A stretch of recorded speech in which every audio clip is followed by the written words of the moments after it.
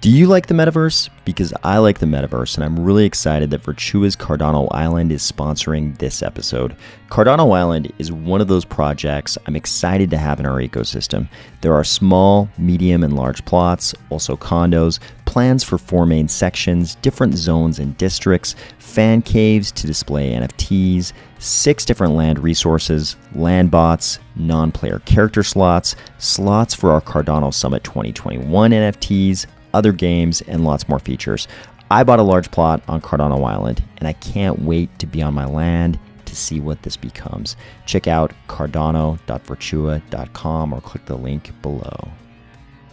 I'm going to admit something right now. I still have no idea which of our Cardano Metaverse projects are going to be awesome. I hope it's the projects I've covered on this channel and where I've bought parcels for all of us in the Army of Spies to hang out. But it's really hard to tell who's going to deliver at the end of the day. They all seem to be building, but we're still early enough. We haven't really gotten too many previews of what these virtual worlds will actually look like. Are they going to be cool? Because I hope they're cool.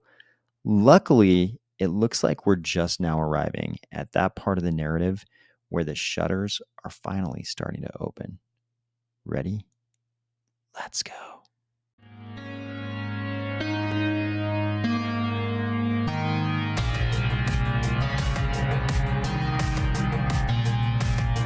Today, we are going to check in on a few different Metaverse projects. We'll look at in-game images, in-game footage, and even go visit one on the ground during a live event. We'll also discuss another surprise from the Coinbase quarterly report. If you've ever found yourself philosophically torn between the opportunities of our dense vertical cities and the horizontal freedom of our wide open spaces, or if you're enjoying these videos each weekday, please consider delegating to the Army of Spies stake pool, ticker AOS. Guess what this is? Back in the old days, when we were just speculating about whether or not Cardano City, remember that project? Whether Cardano City would actually be a metaverse or not, I had no idea that such a short amount of time after that, I'd be looking at an image like this, and it would actually be possible that this could be a part of a legit metaverse inside the Cardano ecosystem. Look at the detail on this. The edges of the metal are worn. There's like maybe some adhesive residue that's picked up some dust here. Look at this. This is like, you can see the individual strands of maybe like a Velcro type unit down here. This is not anything I would have thought was possible back in those early days, which really weren't that long ago, when we were first talking about the possibility even of metaverse projects in Cardano. So what is this? The answer is I'm not totally sure. Okay, I'm sure that this camera thing is attached to some kind of a spacesuit. Looks like, kind of like a lunar landing spacesuit. And we know that because this is the Artifct Discord. And Artifct is building the Artifct Moon Metaverse. And mid last month, they made this post working on our custom A7L model, and will provide some high-res renders when this is complete. In the meantime, during minimap testing, the default Unreal Engine 5 model is enjoying the view up there. I love this imagery. Artifct is definitely good on the imagery front. We can see they're calling this getting closer with the A7L customization. So I can only assume and hope that maybe this is the kind of thing that our avatars will get to wear when we're out sort of roving around our Artifct Moon parcels. This is what I mean when I say the shutters are just beginning to open on our Cardano Metaverse projects. But Artifct isn't even our only Moon Metaverse project. We've also got CardaStation.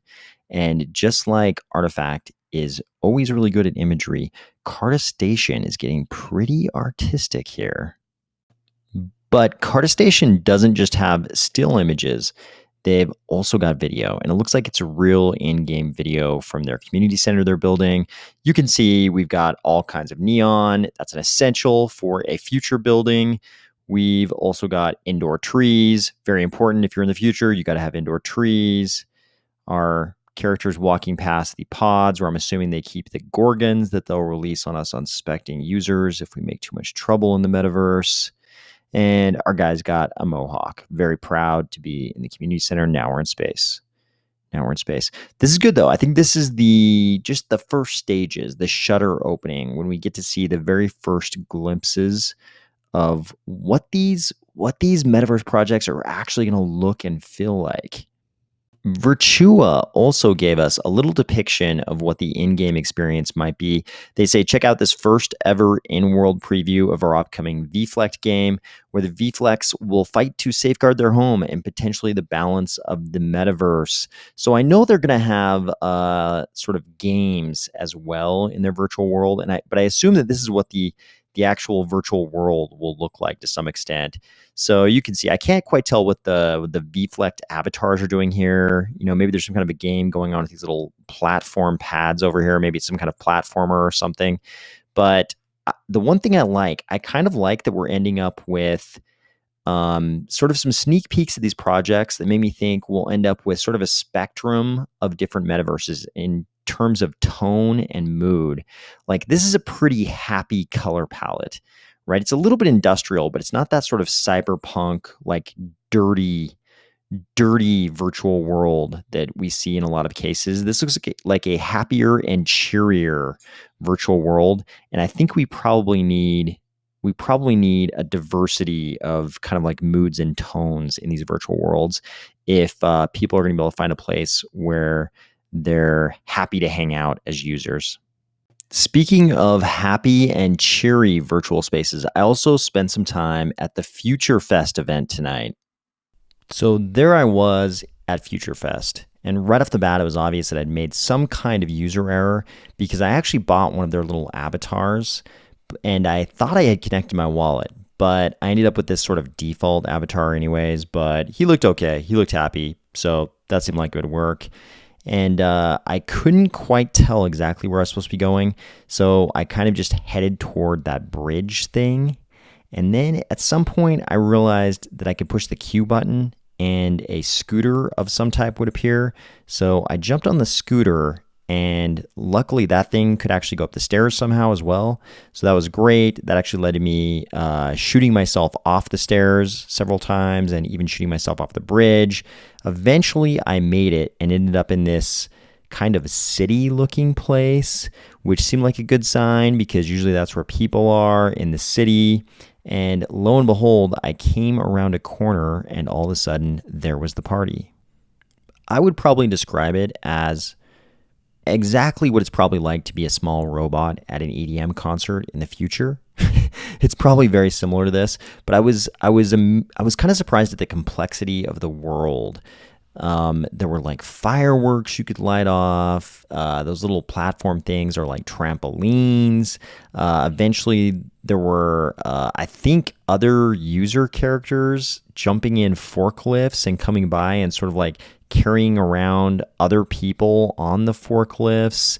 There's quite a bit going on. I'll probably include, I've got a bunch of footage from FutureFest. I'll probably include it in the next meta walk I do. But overall, I would say FutureFest is way further along than I would have expected them to be in terms of just fleshing out this kind of virtual world.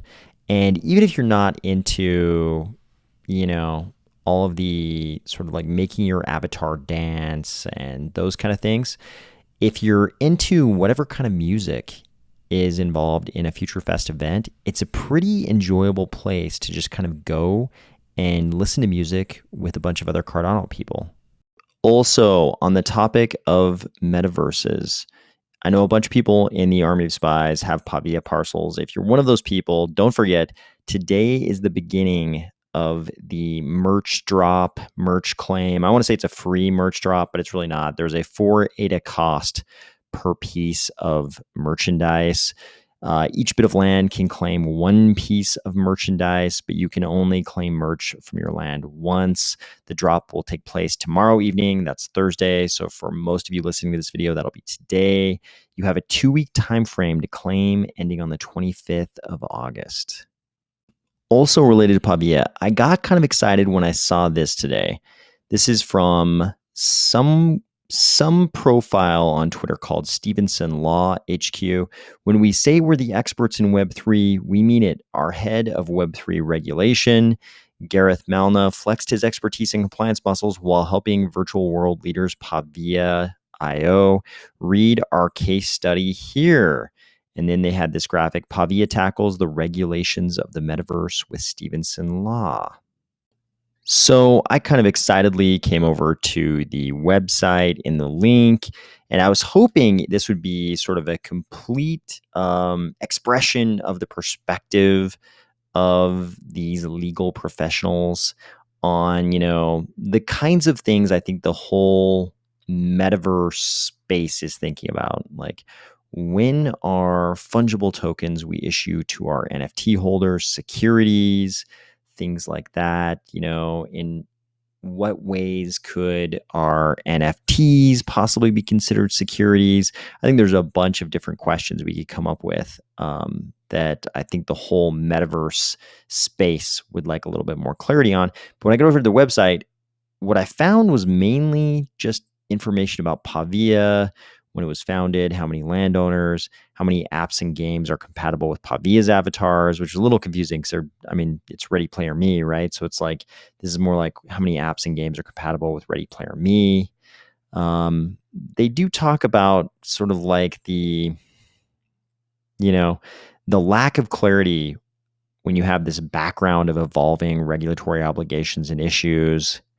Obviously Pavia was fundamentally asking the question: were their activities permitted? Were their NFT token securities? Did they comply with the relevant rules around airdrops? And then we get to the solution, and it's just sort of like, yeah, us over here at Stevenson Law, we're the experts. We'll give you all the answers. We were focusing on Pavia's series of NFTs. We provided a thorough advice note covering the regulatory status of the tokens, the corporate structure used to achieve it, and how future activities might sit within regulations. I was kind of hoping the case study would sort of delve into the details and explain, exactly where they think metaverse law, Web3 law sort of sits. Instead, it was more just sort of an explanation of, what Pavia was and what they, what they did as attorneys, but not so much a discussion of the law. So I was hoping for more of a detailed treatise on sort of metaverse law. This was just sort of like, hey, we have these clients, Pavia, and we were really good at giving them legal advice. The end. But then again, it could be that these guys are just being smart and they know that all of us in crypto were kind of like outlaws anyways. And if they give us too much of their actual advice in this case study, then a lot of projects will just sort of like take that as gospel and run with it and not actually consult some legal group like Stevenson Law. So maybe they're just being smart and letting the Web3 space know that they can provide advice without providing the actual advice, because obviously that's how they're going to get paid. Finally, this paragraph in Coinbase's recent 10Q had people in crypto Twitter raising some eyebrows. You'll remember that a 10Q is the quarterly report that public companies have to file, and you can find those in the SEC's EDGAR system. So it's this sentence in particular, I think, that caused the problems. In addition, we have received investigative subpoenas from the SEC and similar subpoenas and demand letters from various state regulators. You're probably aware in the US, we have state securities regulators, usually called like the state blank state division of securities. And then we also have the SEC, which is kind of the federal securities regulators. So they received subpoenas from the SEC and similar subpoenas and demand letters from various state regulators for documents and information about certain of our customer programs, operations, and intended future products, including our stablecoin and yield generating products. So people got pretty excited about this because the yield generating products that people assumed they were referring to were the Coinbase staking products. So I don't know if people were excited about this because they were just generally worried, like they always are, about the SEC cracking down on crypto, or if it was the validators of the various chains, the stake pools of the various chains, getting excited that maybe Coinbase would retract and they wouldn't offer those staking products. Because obviously the normal community validators and other types of validators on the chains are, kind of in direct competition with Coinbase. Obviously, it's probably a lot better for decentralization for all of the proof of stake blockchains if gigantic entities like Coinbase aren't involved in staking. But then again, companies like Coinbase also get all kinds of requests for documents and requests to answer questions from regulators like the SEC all the time. So it's probably a little too soon to assume that this is like the end of Coinbase staking. The SEC could have been asking for documents or asking questions for any number of reasons. So we'll have to see how all this plays out down the road. I hope you're having a great week, and I'll talk to you tomorrow.